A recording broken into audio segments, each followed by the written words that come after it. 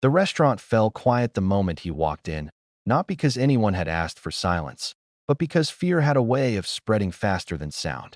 Conversations faded, cutlery paused midair, and even the soft music seemed to shrink into the background as the man in the black suit took his seat near the window. His presence carried weight, danger wrapped in elegance.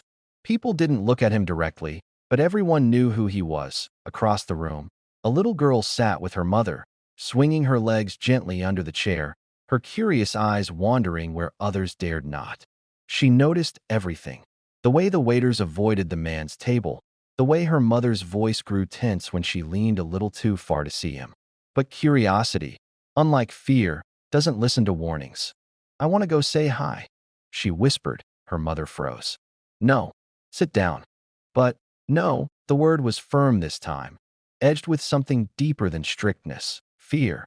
The girl stayed quiet for a moment, but her gaze remained locked on the man.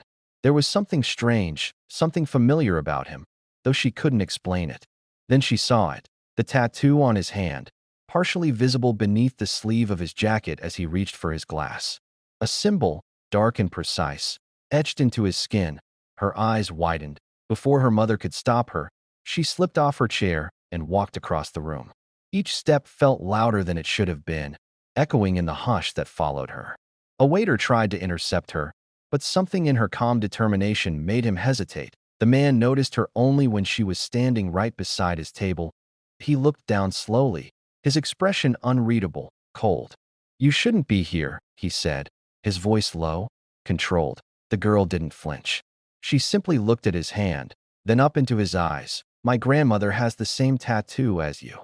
The words landed like a gunshot. For a moment, nothing moved. The man's fingers tightened around his glass, his knuckles turning pale. Around them, the tension thickened, invisible but suffocating. The waiters froze.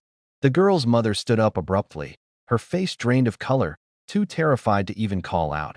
"What did you say?" he asked, this time quieter, but far more dangerous. The girl pointed at his hand. "That mark. My grandma has it too. Right here." She touched her own wrist to show him. "She told me it means family."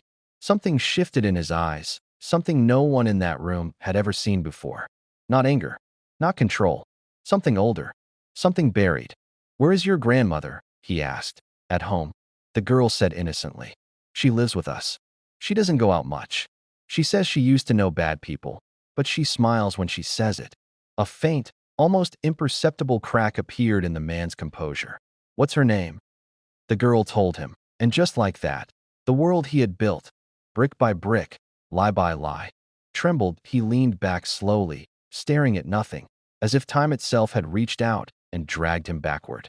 Memories he had locked away began to surface, streets filled with laughter, a promise made under the fading sun, a girl with the same symbol on her wrist, telling him that no matter what happened, they would always find their way back. But he never did, or maybe he never tried.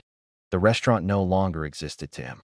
The whispers, the fear, the reputation, it all faded behind one impossible truth standing in front of him in the form of a child who had no idea she had just undone a lifetime of darkness.